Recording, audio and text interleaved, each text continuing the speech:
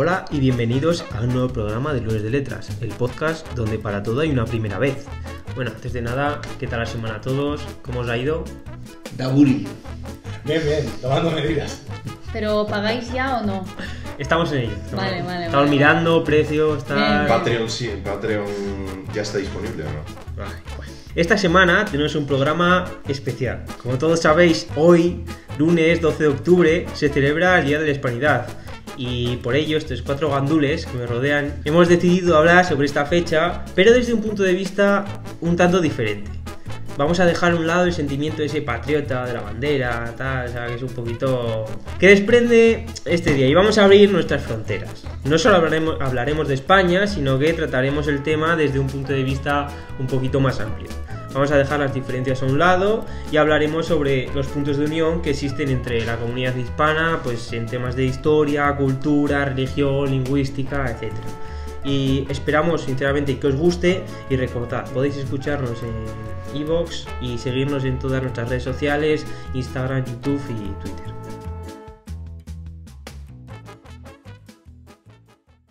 Y bueno, para empezar, me parece un buen tema la historia y el significado del 12 de octubre. Aquí creo que Winston puede aportar algo igual, pero creo que algo válido. Vamos a hablar sobre el Día de la Hispanidad, y yo espero no daros mucho el coñazo, pero sí un par de datitos históricos para que os enteréis bien, que sé que estáis mal informados. Con lo que quisiera empezar es con cuándo se comenzó a celebrar este día, ¿de acuerdo? Todos sabemos que el 12 de octubre del 92, de 1492, el señor Rodrigo de Triana, subido a la pinta, gritó ¡Tierra! Y ahí estaba América. Pero sí que es cierto que en España no se celebró esta fiesta hasta 1892. Ni en 1592, ni en 1600, ni en 1700 se celebró dicha festividad. Y fue en 1892, justo cuando el Imperio Español estaba de capa caída, perdiendo todas las tierras, perdíamos ahí, pim, pam, jugábamos siempre fuera de casa, siempre éramos visitantes. España perdía todo. Cuando María Cristina dijo, vamos a celebrar la fiesta de la Hispanidad, ¿de acuerdo? Y en 1892 se hizo el cuarto centenario del descubrimiento de América.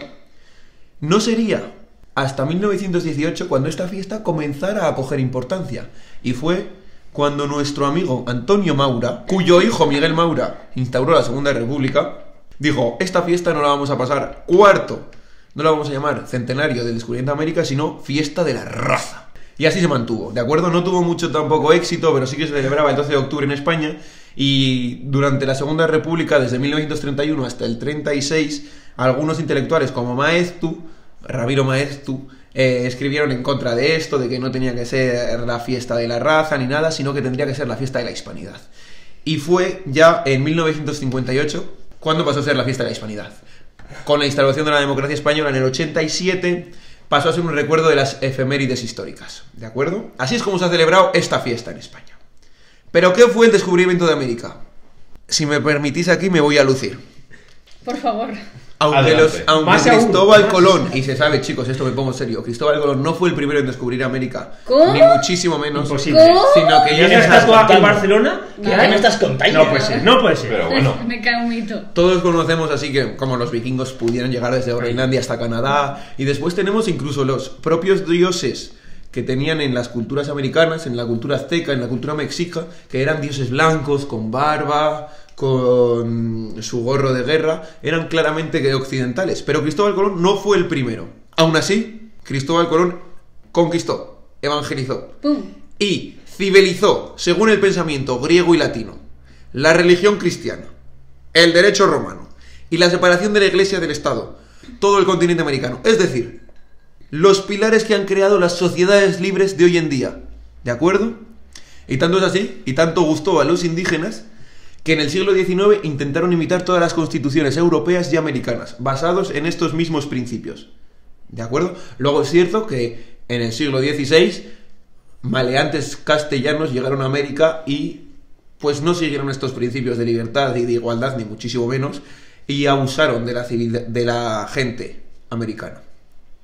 Pero yo querría hablar de un temita en especial. ¿Hubo genocidio o no hubo genocidio en el descubrimiento de América? ¿Es una pregunta trampa? No es una pregunta trampa. Cuidado con esto. Tengo cuidado. Vale. Voy ahí, ando con pies de plomo, pim pam, pim pam. Simplemente, chicos, en el descubrimiento de América, los españoles no hicieron ningún tipo de genocidio. Yo lo siento y rompo así esta venda y esta verdad y como se quiera ¿Y decir. por qué dices eso? A ver. Porque Castilla descubrió América y Castilla quiso civilizar América. Y para civilizar América, colonizar América y en el fondo poder explotar económicamente América, que eso sí que intentó hacer Castilla, aunque no lo consiguió hasta el siglo XVIII, necesitaba de la población americana. Sí que es cierto que tanto los castellanos como los siguientes colonizadores llevaron 1000 tipos de enfermedades. Llevaron de todo, viruela, difteria, etcétera. Muchísimas enfermedades que diezmaron esta población. Pero también Tan bueno no fue, entonces. Tan bueno no fue. También es cierto que los pobladores americanos hicieron que los castellanos se trajeran la sífilis, esa enfermedad que en silencio mataba poco a poco a la persona. Sí que es cierto que desde Castilla se intentaron hacer leyes que ayudaban y protegían a la población indígena, ¿de acuerdo? Ya en 1492 Isabel lo intentó, pero es que después en 1512 se instauraron las leyes de Burgos y en 1542 se instauró la ley nueva. ¿Qué consideraba esto? Esto consideraba a los indígenas hombres libres y prohibía la esclavitud. Como he comentado anteriormente, las encomiendas, que al final un encomendador es alguien que controla una tierra y tiene a gente indígena trabajando para él, sí que se pasaron estas leyes por donde quisieron. Pero esclavos no hubo en América salvo en Guerra Justa. Y me gustaría decir un apunte, y con esto acabo. No hubo esclavos en América. Sí que es cierto que los castellanos esclavizaron a los caribes, ¿de acuerdo? Que era una población de la actual Guatemala y etcétera. Y de la palabra Caribe proviene la palabra caníbal, ¿de acuerdo? De la palabra Caribe viene caníbal. ¿Por qué? Porque se comportaban muy mal con el resto de tribus. Esto está etimológicamente contrastado. Está etimológicamente contrastado. Y si lo buscas en internet, es cierto, ¿eh? Lo he buscado. No diría nada sin buscar en este podcast de calidad, no diría nada sin tenerlo comprobado. ¿Pedimos Pero el es comodín de cierto. los lingüistas? Lo pedimos, pero de Comodín Caribe, de los lingüistas. de Caribe proviene la palabra caníbal. Podéis buscarlo, chicos. Bueno, oye, si lo dice y está contrastado, yo me lo voy a creer. O sea, yo no voy a decir, si él me lo asegura, como buen compañero, yo lo creo. Y ahora vamos a cambiar de tercio y vamos a hablar sobre la cultura, ¿vale? ¿Qué tienen en común estas dos culturas? ¿Vale? O sea, entonces creo que Margot tiene tiene algo que decir sobre esto, porque creo que es aquí la experta de esto, de todos nosotros, creo que es la experta. Así que Tengo algo que decir, pero no de una forma tan apasionada como mi compañero Winston, la verdad. No le voy a poner tanta pasión. Es, Bueno, es oye, difícil tanto con fuego. la pasión Con que le pongas- de un historiador. con que le pongas la mitad, suficiente. A No ver, pasa nada. primero quisiera puntualizar que cultura evidentemente es un término demasiado amplio como para resumirlo en 10 minutos, ¿no? Máximo que me dan aquí. Al final cultura es historia, de la que ya hemos hablado, es lingüística, lenguas, idiomas y religión, de lo que vamos a hablar, filosofía también, pero también lo son pues el arte, la comida, la música, es decir, la cultura engloba tantísimo que no sabría hacer un resumen adecuado. Entonces yo, en primera instancia, quisiera hablar de algunos organismos institucionales que existen actualmente entre España y Latinoamérica. Primero de todo, yo creo que el más importante, uno de los más importantes, no a nivel solo España y Latinoamérica, sino a nivel global, sería el Instituto Cervantes, que está en todo el mundo y que lleva las culturas española e iberoamericana, ¿no? Por decirlo de alguna manera, al resto de países de habla no hispana. También tendríamos la Acción Cultural Española, que en este caso es una organización cuyo objetivo es expandir la cultura española por el resto del mundo. Con cultura me refiero más a las artes, al cine, a la música, a la literatura, pero como tiene solamente como objetivo llevar esta cultura española, pues esta vez la voy a dejar un poquito al lado, a pesar de que es bastante importante. Sí que me quisiera yo centrar más en la AECID, que es la Agencia Española de Cooperación Internacional para el Desarrollo. Si bien tiene el nombre española en su título, quisiera incidir en ella porque pretende cooperar entre países, especialmente países latinoamericanos, aunque también está en otras partes del mundo, y quiere cooperar con ellos de una manera económica, financiera, humanitaria, pero también en una manera educativa, basándose sobre todo en los centros culturales que tienen alrededor del mundo. Tienen centros culturales bastantes en Latinoamérica, como puede ser en Buenos Aires, en La Paz, Bolivia, en El Salvador, en México y otros tantos. Vamos, en todos los países. Sí, prácticamente, la verdad. Ahí está. Entonces, bueno, después de esta chapa, ¿no? Pero un poco para que os centréis actualmente... No, está bien, hay que contextualizar. Sí, Está bien, está bien. eso es. Yo quería Son letras igualmente. Sí, quería contextualizar la cultura. Siempre te puedes tomar una cerveza mientras tanto. O sea, mientras estaría escuchas. bien, ¿no? Whisky. Brindo por ello. Una cerveza Brindemos. o un mate, ¿no? Ya si nos vamos a otros Sí, países, Mate, a otros un tequila, hermanos. un mezcal. Sí. Eso Coronita. es. Un zumo de maracuyá. Esta Como en el prim- primer podcast, ¿no? Whisky. Esta primera parte, bueno, era solamente para contextualizar un poquito las diferentes acciones culturales que hay entre España y entre nuestros hermanos latinoamericanos. Ahora ya voy un poco más a la acción. Entonces he hecho una brevísima investigación de influencias de España en Latinoamérica, que evidentemente son muchísimas por el pasado que compartimos. Quisiera compartir aquí una que me ha llamado especialmente la atención porque yo realmente no la conocía, y es el barroco novohispano. Barroco novohispano es como el barroco que tenemos aquí en España, pero con influencias que tenían ellos de sus orígenes indígenas muchas veces. No obstante, tenemos por ejemplo la Catedral de Ciudad de México, que aquí mi amigo Apeirón la ha visto, y yo sinceramente buscando fotos es que no se diferenciaba para nada de una catedral que podemos encontrar en cualquier ciudad española. Bueno, yo es que he tenido la grandísima suerte de poder viajar 3 veces en mi vida a Sudamérica, América Latina, Hispanoamérica, ¿no? Y 2 de ellas han sido a Ciudad de México, ¿no? Ujú. Y sí que es cierto que es muy... O sea, la catedral de Ciudad de México es muy parecida a una catedral que te podrías encontrar en cualquier ciudad europea, ¿no? Y también es curioso cómo en esa zona donde está la Catedral de México, de Ciudad de México, perdón, se encuentra también el poder legislativo, ¿no? Representado en la casa en la casa donde vive el presidente de la República, y en la especie de ayuntamiento, que no se llama así, pero no me acuerdo del nombre exacto. O sea, alguna donde casa, el consistorio. alguna Eso es, cosa el así, consistorio sí. de la Ciudad de México, ¿no? Que Ajá. es como en España conocemos como si fuera el ayuntamiento, ¿no? Trasladado a España, ¿no? Entonces ahí se muestra también como la cultura están los poderes eclesiásticos y civiles, pero bueno, de lo eclesiástico hablaremos más adelante. Pues mira, precisamente retomando un poco lo eclesiástico que estás nombrando ahora, esto me viene fantástico para introducir a Sor Juana Inés de la Cruz, de la que ya os está hablando un poquito estos días, que es uno de los máximos exponentes del barroco novohispano en literatura. No sé si la conocéis, y si no la conocéis os resumo brevemente. Cuéntanos, por favor. Pues Sor Juana Inés de la Cruz fue una de las mujeres más maravillosas que han existido jamás en este mundo. Para empezar, era una niña prodigio y con 3 años ya sabía leer y escribir. Dios mío, ya me gustaría a mí Con 3 saber años, eso. sí, y de muy jovencita ya ingresó en diferentes congregaciones religiosas. Primero entró en una, tuvo una pequeña crisis, algún problema, se marchó, pero luego ya entró en otra y fue en la que Pero se quedó. crisis... Pues ahora mismo no recuerdo si es que tuvo algún problema o a lo mejor no le convencía mucho el estilo de allí, se salió, pero vamos, se metió en otra y en esa fue en la que ya vivió el resto de su vida.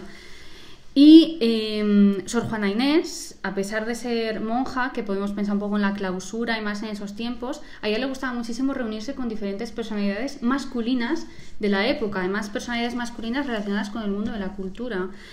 Y es en este contexto en el que empieza a escribir y a desarrollar sus diferentes textos, ¿no? Primero empieza con unos textos más de un calibre más filosóficos, más serios, pero también podemos encontrar textos cómicos que están bastante cerca de lo profano, lo cual eso- es bastante llamativo en una monja y más en ese tiempo. Y he de decir que recuerdan bastante a el castellano Lope de Vega. Eso es, sí, completamente de acuerdo. Y su nombre, pues, viene de San Juan de la Cruz, ¿no? Que es Sí. de Ávila, España. Sí, eso es, cogió el nombre de San Juan de la Cruz y es que además es es bastante contemporánea a Lope de Vega. Ahora mismo no recuerdo si vivían exactamente en la misma época, pero vamos, estamos hablando del barroco, siglo de oro en España, coincide completamente. Eso sería un poco las influencias de España a Latinoamérica, que a mí, repito, más me han llamado la atención porque a lo mejor no conocía tanto, no había profundizado en ellas. De Latinoamérica a España, aquí tengo que hacer un ejercicio mayor, porque pues sí que es verdad que desde nuestra perspectiva muchas veces no nos damos cuenta de qué es lo que nos llega, porque hay cosas que tenemos muy interiorizadas. Pero pensando un poco, hoy en día en el mundo de la música lo que gobierna es el trap.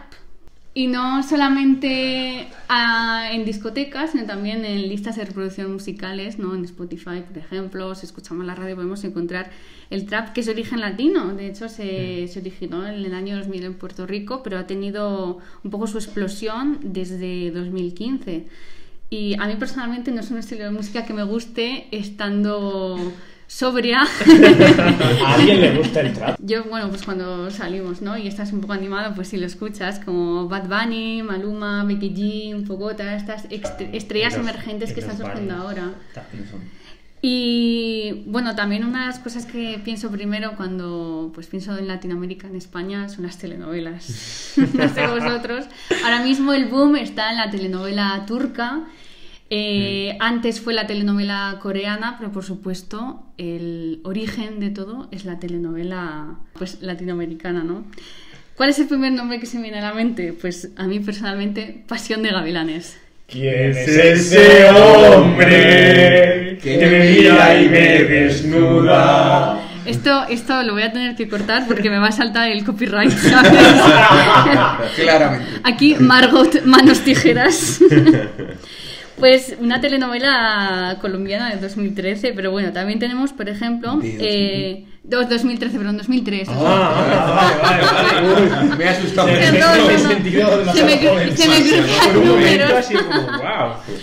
También pienso en Yo soy Betty la Fea, que esta vais a alucinar, pero es del 99. ¿Qué me estás contando? Es del 99. Ahora soy demasiado viejo. Yo soy Sí. Betty la Fea Hemos colombiana. pasado. Pero es que tuvo la adaptación en Telecinco y esa es la que conocemos. Eso O sea, es. entonces para nosotros no es tan antiguo. Es verdad. Bueno, yo me acuerdo de cuando echaban Betty la Fea en la tele. Ya sé que aquí... La de verdad, la original.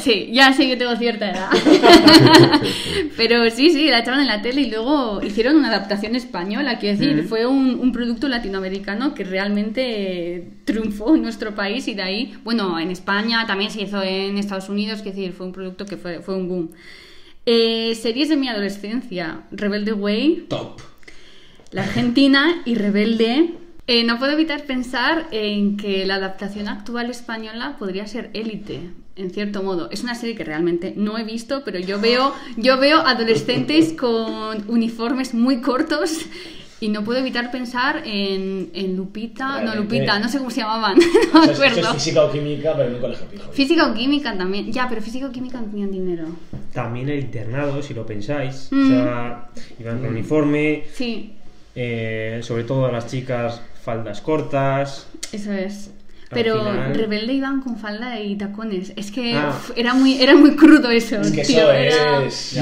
Yo no había caído y la verdad que es una buena comparación. Es que Trajano esto era durísimo, ¿eh? O Sí, sea, sí, sí, para sí, la ya. adolescente de entonces.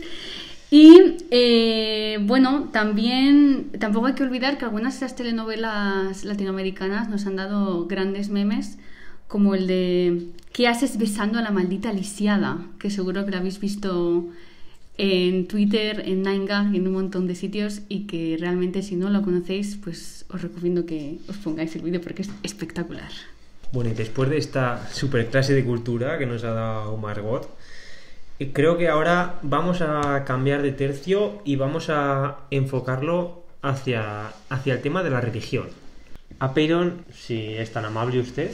Ya siento que a mí me haya tocado un tema un poquito más, no sé, serio, pero bueno, yo creo que es bastante importante saber que una de las principales cuestiones también culturales que los españoles dejaron en América y que ahora los americanos están trayendo otra vez a Europa es la religión, concretamente la cristiana, porque en aquella época, como Winston podrá certificar, la religión mayoritaria en España, o la única prácticamente, era la cristiana, ¿no?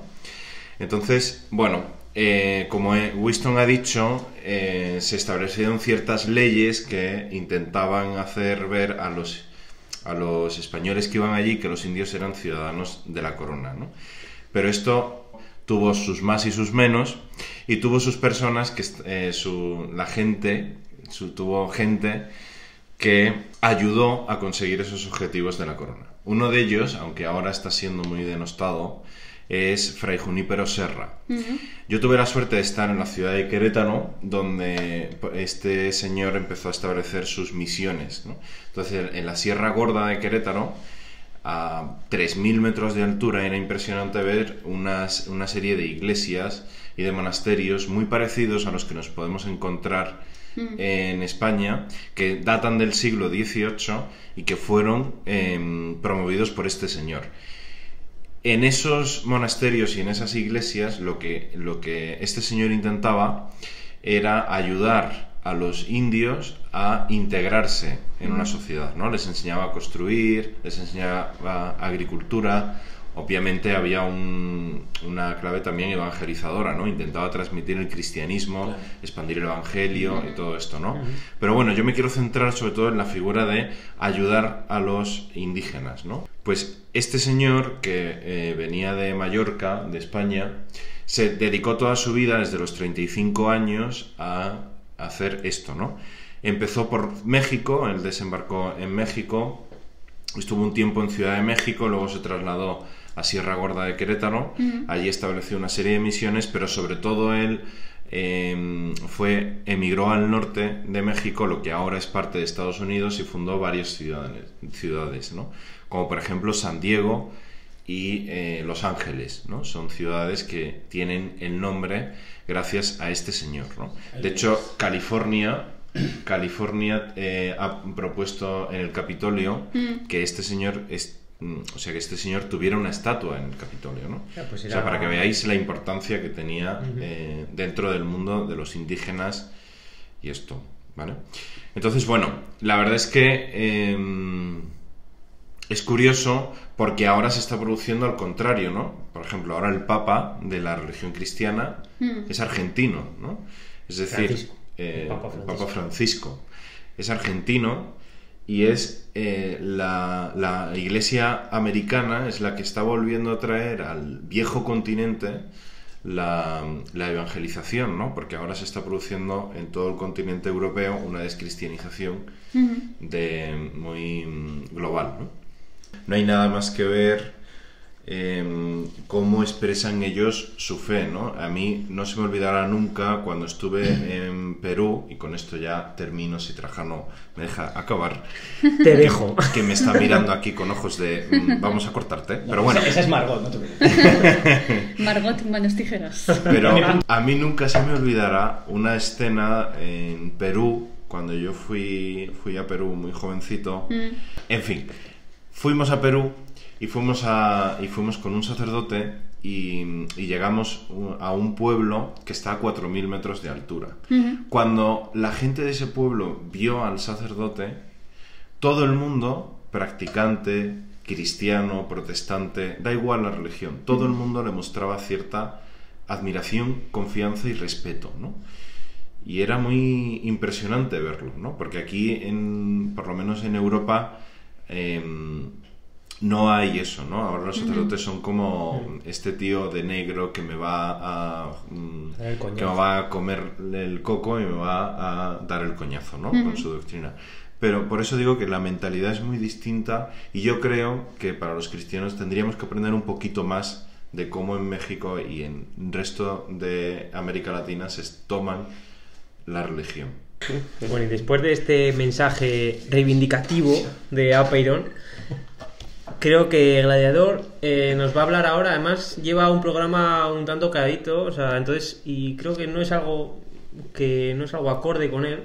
Entonces creo que ahora le vamos a dar la oportunidad para que suelte, vamos a darle rienda suelta, y nos va a hablar sobre la lingüística, el español, que es castellano, latino. Cuéntanos un poco.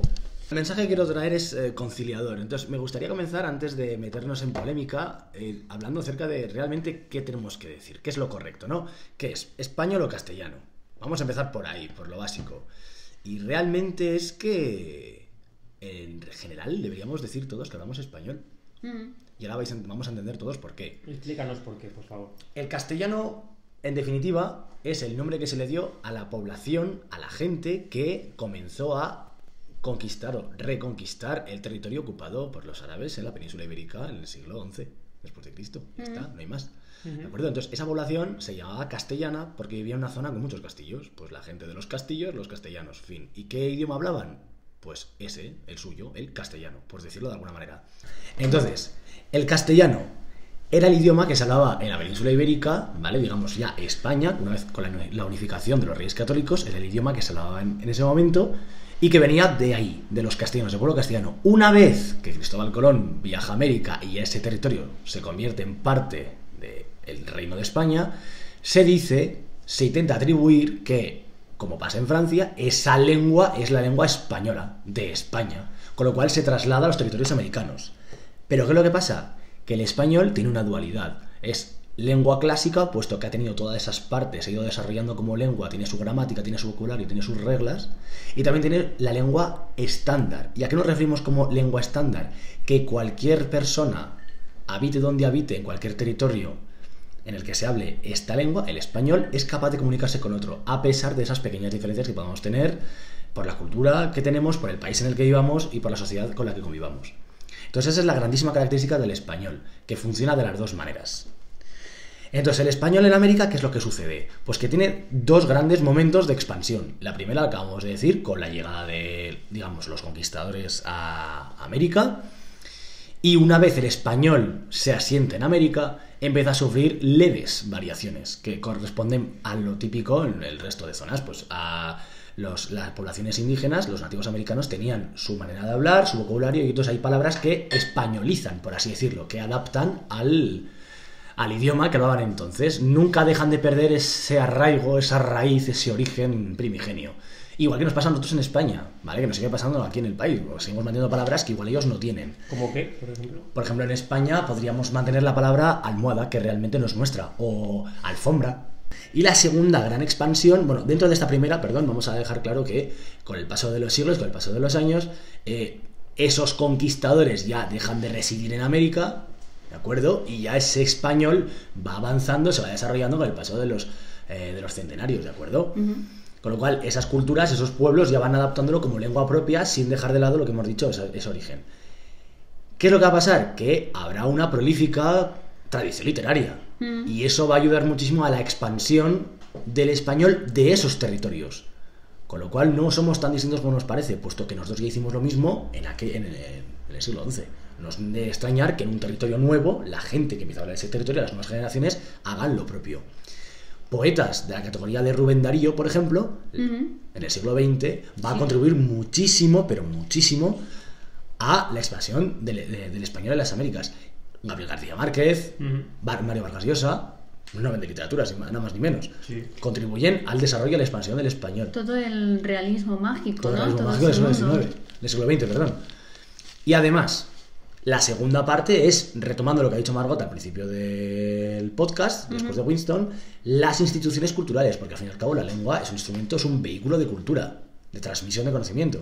Con lo cual, una institución como puede ser el Instituto Cervantes se asegura de establecer una regularización, una normalización, una norma común para esta lengua que todos compartimos. Otra cosa ya, a modo de conclusión, es que se deba hablar de español. Sí que es verdad que puede tener ciertas connotaciones, digamos, imperialistas. Es cierto. Igual podríamos adoptar la palabra hispano. Podría ser. Es una sugerencia que yo pondría. Desde luego, lo que hablamos todos, así a modo de conclusión, es español y cada uno con su variante. Nosotros en España veremos el español, variedad, castellano, porque es la más extendida en el territorio.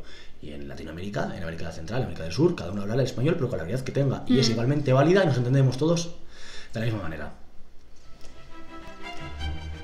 Hoy, en Pinceladas Periodísticas, Trajano. Hoy, en mi sección, he querido echar una vista atrás y acordarme de periódicos que ya no están. Me gustaría hablar sobre El Diario de La Rioja, el periódico más antiguo de esta región que sigue en activo. Este periódico tiene una historia bastante curiosa. En 1889, Fernando Martínez Zaporta fundó el periódico liberal La Rioja. Y unos años más tarde nació otro periódico llamado Diario de La Rioja. Estos dos periódicos eran independientes unos de otros, cada uno sacaba sus noticias, eran pues competidores, como hay ahora actualmente otros periódicos. Pero en el año 1938, la ley de prensa que surgió el 22 de abril de ese mismo año, o también denominada Ley Suñer, provocó que tuvieran que fusionarse. En ese momento nació Nueva Rioja, que está formado por periodistas de ambas plantillas. En concreto, fueron 10 o 11 periodistas. Este periódico siguió con este nombre hasta que durante la transición recuperó su nombre original de 1889 y pasó a llamarse Diario La Rioja. Ahora, permitidme un poco de sentimentalismo, que me vaya cerca de La Rioja, el País Vasco, zona a la que le tengo un cierto cariño, bueno, bastante cariño, porque he estado allí 4 años estudiando. Y me gustaría centrarme en 2 periódicos que creo que tienen su especial relevancia en este tema. Uno de ellos es el diario Egin. Su director fue Javier Salútregui.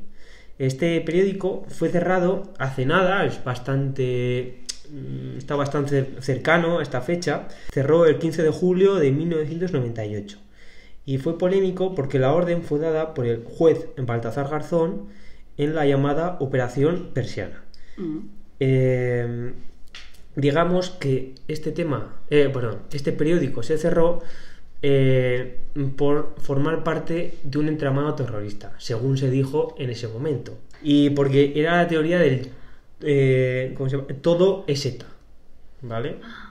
Entonces, 11 años después, aquí viene lo digamos, el Tribunal Supremo sentenció que la editora de Egin no había realizado ninguna actuación ilícita, y aún así a varios responsables del diario les condenaron a penas de cárcel, y entre ellos al director, al que antes he mencionado, Javier Salútregui, fue condenado a 7 años de prisión por ser dirigente de ETA. ¡Ostras! Sí, pero fue dirigente de ETA. No. Fue acusado de, pero no llegó a ser. O sea, Y no está probado. no está probado que fuera director. Fue director del periódico que consideraban que estaba a favor de. Entonces, claro, se cerraron periódicos y no es el único. O sea, pues, digamos, lo he mencionado aquí. Hay un par, creo. Ahora mismo me viene a la cabeza alguno más, pero como es el tema más cercano y, digamos, más cercano a nuestra época, pues es el que contaba. Pero vaya. Acabo del 98, ¿no? O sea, es cercano. Yo, por ejemplo, este tema no sabía nada y me enteré al final en la universidad, cuando estuve estudiando allí.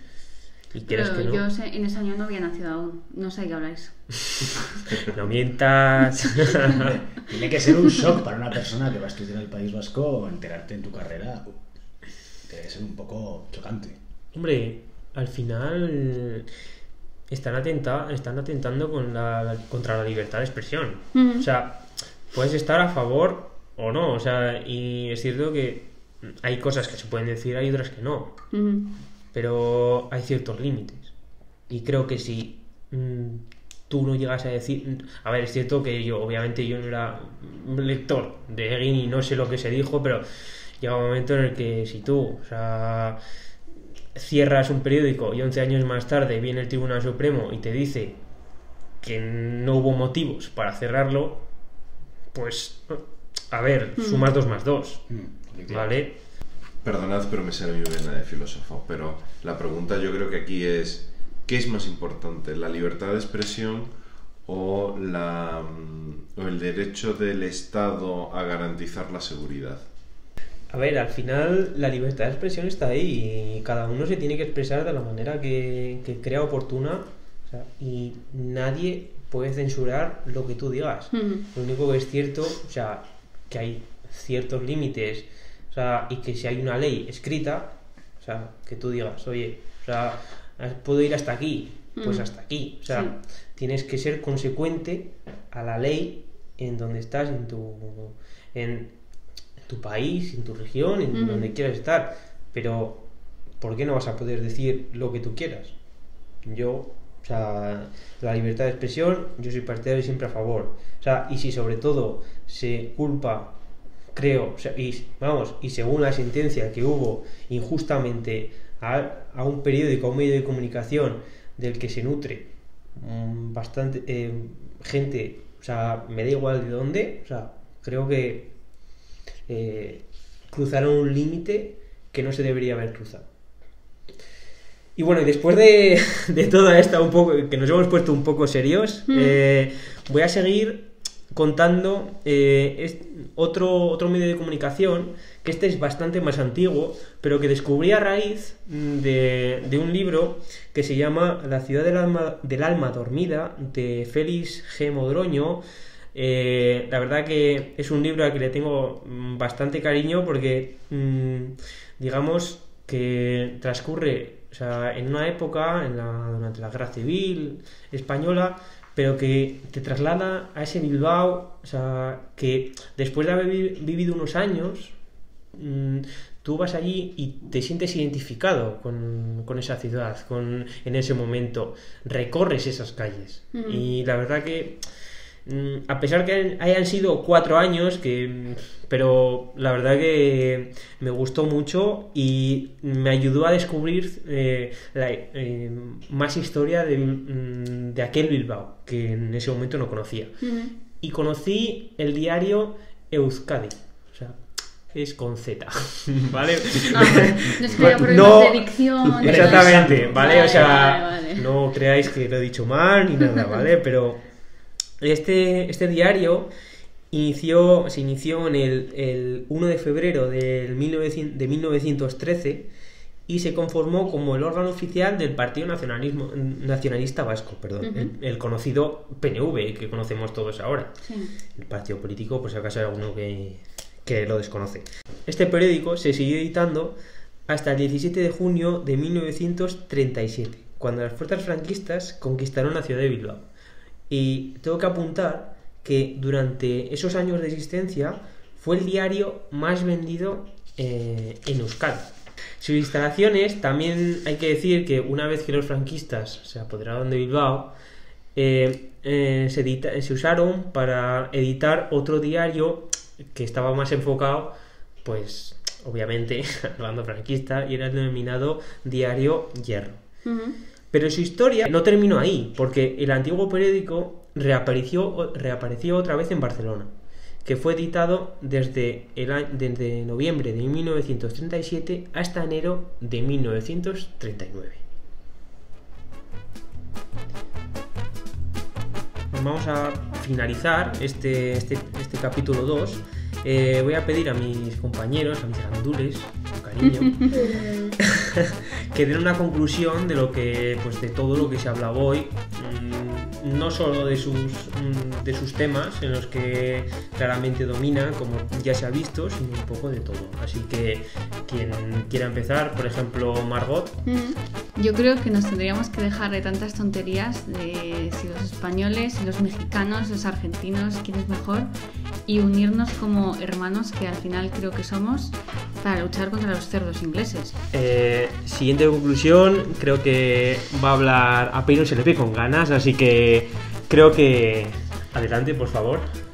Básicamente, si conseguimos eliminar las diferencias, que puede haberlas, no digo que no, pero si conseguimos eliminar las diferencias y unirnos, Hispanoamérica y España, nadie nos vence.